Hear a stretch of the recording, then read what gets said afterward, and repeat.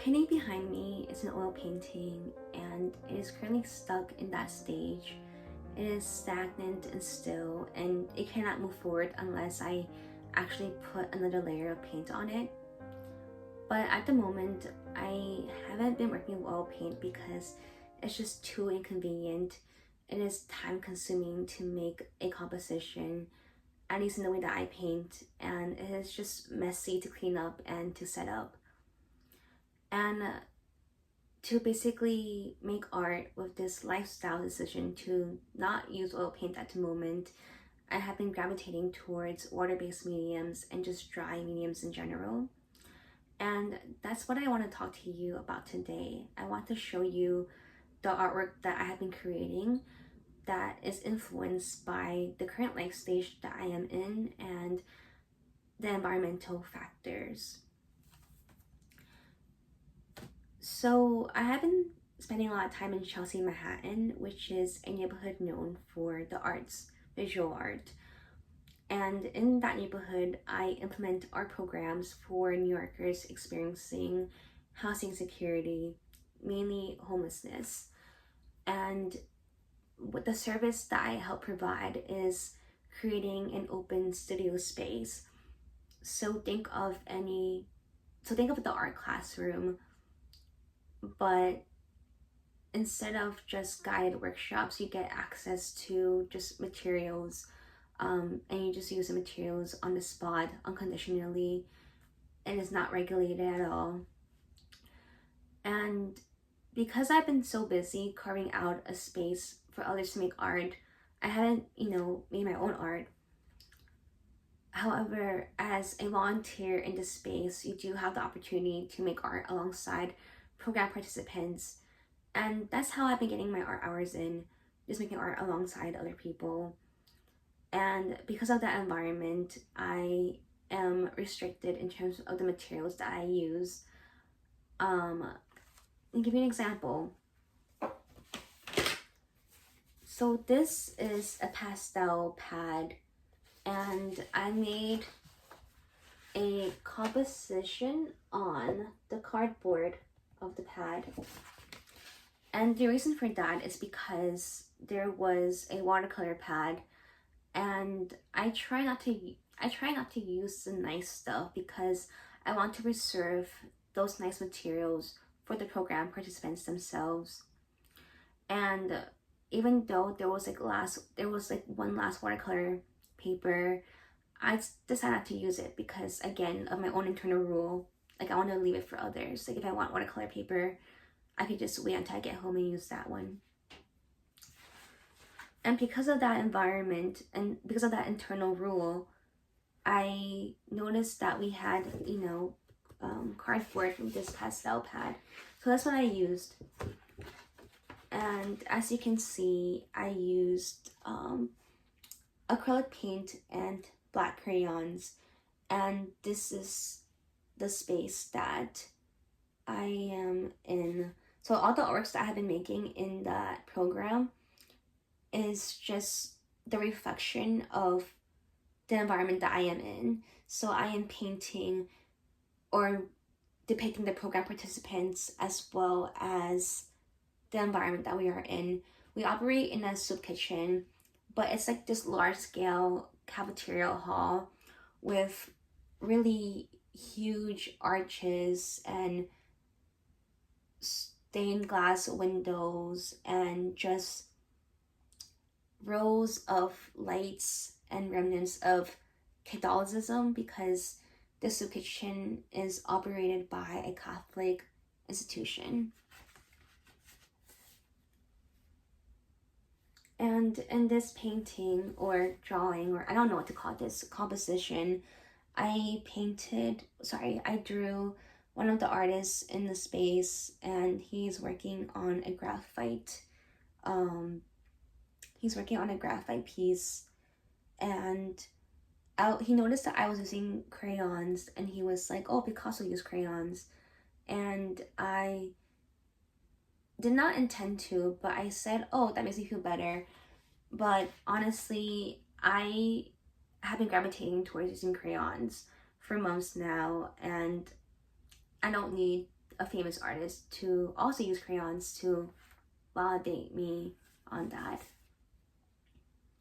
And what I like about this piece is that I am using an unconventional material. For me, unconventional, for me as an artist, just means using materials that I normally do not think of using. But because I'm in that space, that environment, and because of my internal rule, I decided to use, the material that was out in the open that no one would use, that I know of would use. And I was just interacting with the artist in front of me. And what I like about it is also the negative space.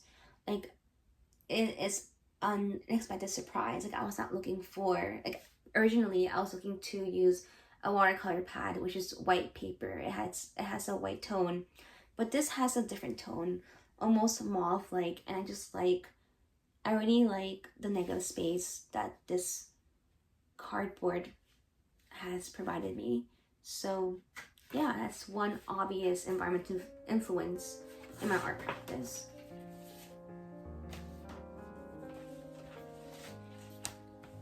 This is also the same artist from that previous piece. I like to talk to him because nearly every sentence that comes out of his mouth has to deal with visual art, and I enjoy engaging in those topics. So this is just a portrait of him.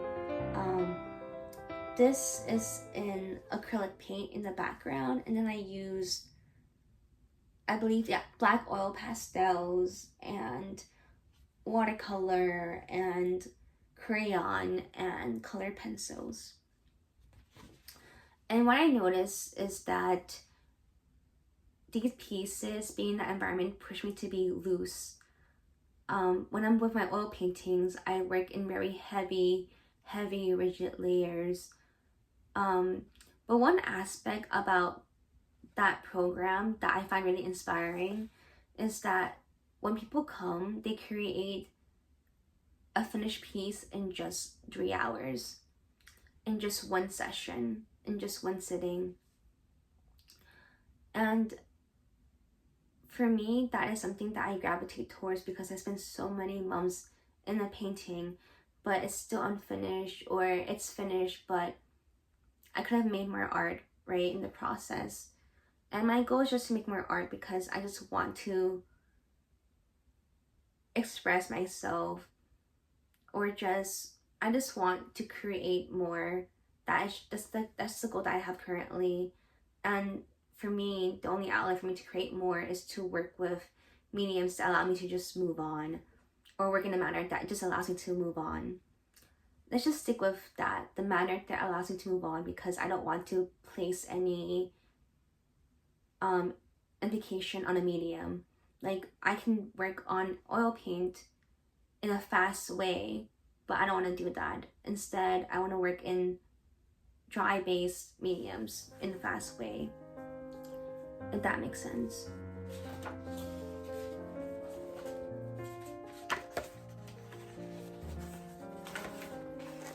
And this is another piece that I've made, and it is also a portrait of the artist sitting in front of me.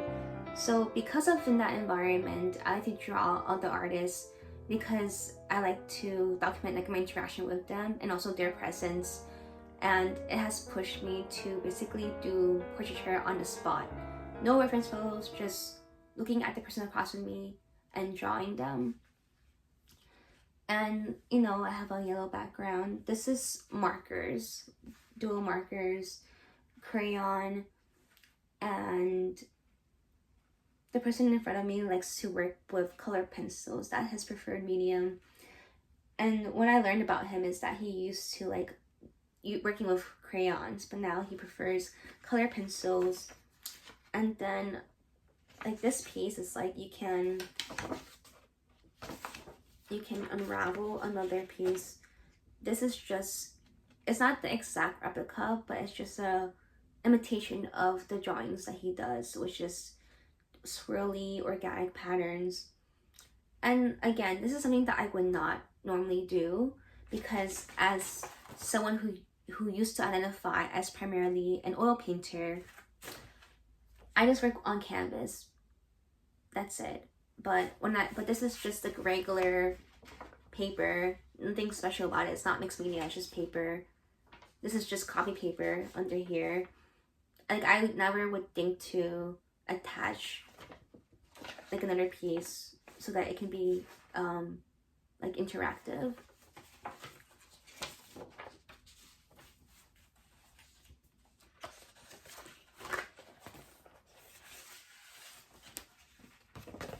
This is a depiction of, this is stained glass, and this is like the really huge arch.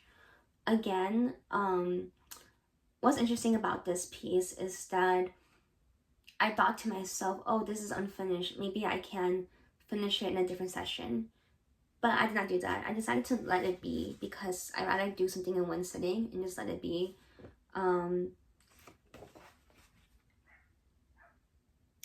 Because again, I'm trying to emulate the practice of the other artists in the program who make art in one sitting.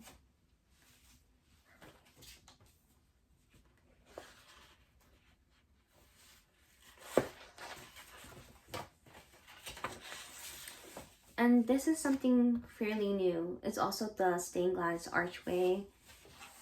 It is pretty new to me, because I would not use collage on paint if I were working with oil paint. But because I'm working in a new medium and in a new environment, it just pushed me to be more experimental. So this is also another homage to one of our program artists. He works with 3D origami.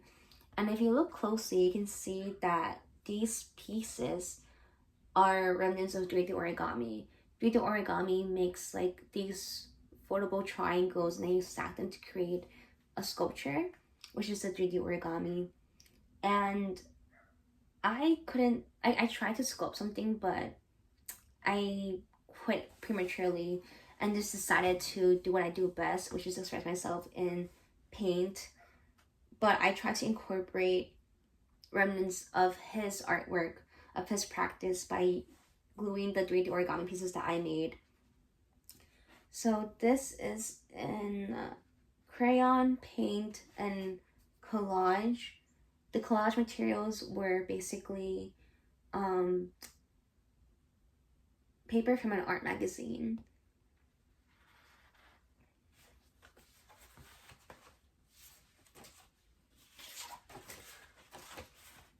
I learned a lot about myself from these pieces. I learned that I have been pretty restrictive with myself, and it also allowed me to capture, well, it also taught me that I like to capture the essence of the environment that I was in. Like, to me, these are visual diaries. When I look into these pieces, I can remember what happened in that evening or in that day.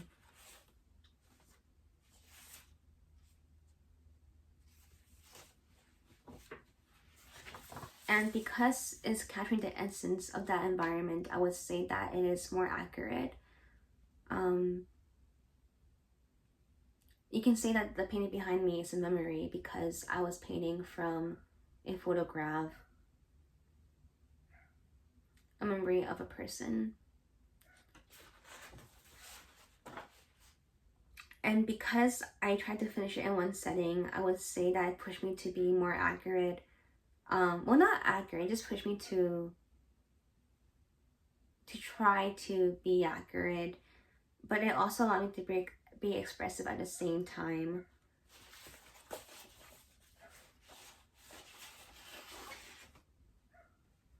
And I really surprised myself because I wouldn't produce this, to be honest. Like, I wouldn't think that this is the art that I would be making.